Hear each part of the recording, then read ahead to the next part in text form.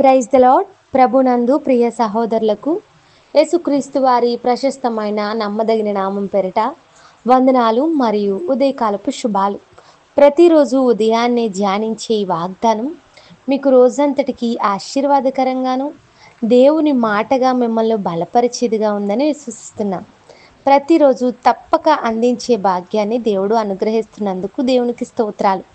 మీ ఏకీభావాన్ని బట్టి ప్రభువుని స్తుతిస్తూ మా అనుదిన ప్రార్థనలో తప్పక మిమ్మల్ని జ్ఞాపకం చేసుకుంటున్నాం. నేడు కీర్తన ద్వారా ప్రభువుని స్తుతిద్దామా?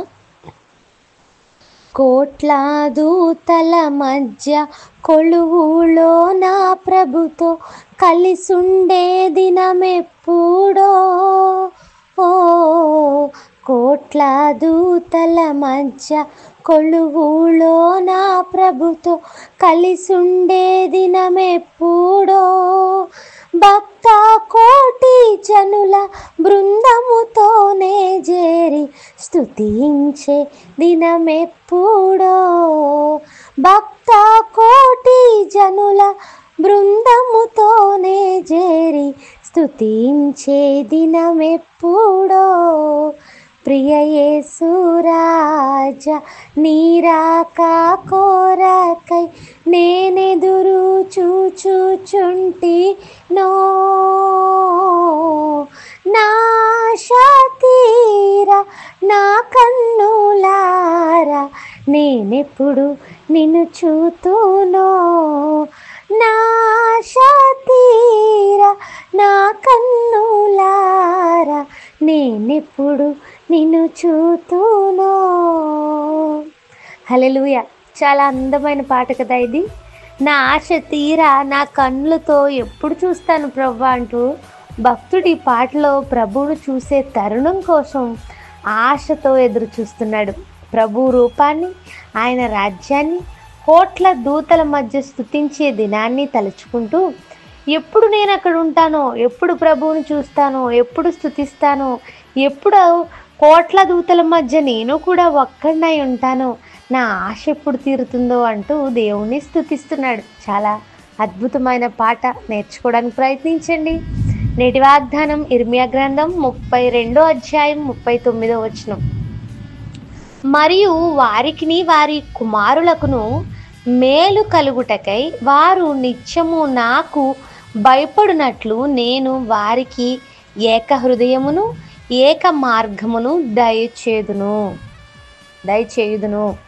దేవుడు ఎప్పుడు మనకు మేలు చేయాలని అనుకుంటాడు. కేవలం కీడు చేయాలని చాలామంది అనుకుంటారేమో, కానీ దేవుడు మాత్రం ఎప్పుడు మేలు చేయాలని ఇష్టపడతాడు. ఆయన మనకు మేలు చేయాలనే ఉద్దేశంతోనే ఎన్నో విషయాలు మనకు బోధిస్తూ వచ్చారు. నా మాట విని ఎడల మీకు మేలు కలుగుతుంది, పరిశుద్ధత కలిగిన వారై ఉంటే మేలు కలుగుతుంది, భయభక్తులు కలిగి ఉంటే మేలు కలుగుతుంది. ఇలా ఎన్నో విషయాలు ప్రభు వాక్యం మనతో మాట్లాడుతుంది. నీకును నీ సంతానమునకు ఎల్లవెల్లలా సమాధానం కలుగజేస్తాను అంటూ. అయితే మీరు నాకు భయపడినప్పుడు ఏక మనస్సు, ఏక హృదయము, ఏక మార్గము మీకు కలుగజేస్తానని రాయబడిన వచనంలో తెలియజేస్తున్నాడు. మనము ప్రభుపై ఆధారపడినప్పుడు కుటుంబంలోనూ మనుషుల్లోనూ ఏక హృదయం కలిగించేవాడు దేవుడు. ఎజ్రా కాలంలో జనులందరూ వారి ఇష్టానుసారంగా ప్రవర్తించినప్పుడు ఎజ్రా ఎంతో భక్తితో దేవుని ఎదుట ప్రార్థన చేశాడు. అప్పుడు దేవుడు ప్రార్థన ఆలకించి ప్రజలకు ఏక హృదయాన్ని అనుగ్రహించారు. వారంతా దేవునికి భయపడి ఆయన సన్నిధికి వచ్చారు.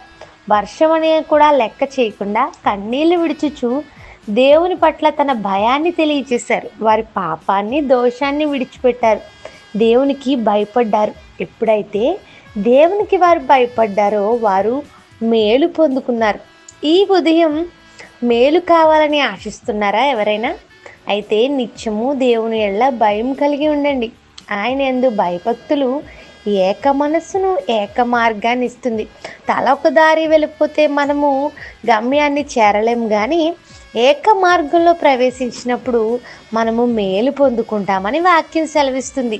నేను వారికి ఏక హృదయాన్ని, ఏక మార్గమును దయచేస్తాను.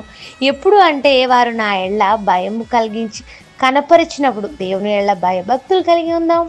ఆయన ఇచ్చు మనస్సును ఆయనిచ్చు మేలును పొందుకుందాం. ఈ రోజంతా ఈ వాగ్దానం ఆధారంగా ప్రార్థించండి.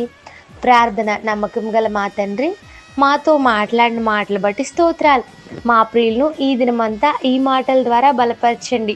ఎవరైతే నీ నుండి మేలును ఆశిస్తున్నారో వారి జీవితాల్లో భయమును నీ యెడల అనుగ్రహించి, నీ యెడల భయభక్తులు కలిగి ఉండుట మేలు కలుగుటకు కారణమని గుర్తెరిగి ఏక మనస్సు కలిగిన వారమై నిన్ను వెంబడిస్తూ ఏక మార్గంలో జీవించు వారమై ఉండి మేలు పొందుకునే బ్రతుకులు మాకు దయచేయమని, మరి ముఖ్యంగా నీ యెడల భయభక్తులు కలిగించమని యేసుక్రీస్తు వారి నామంలో అడుగుచున్నాను తండ్రి. Amen. Have a blessed day. God bless you all and me as well. Thank you.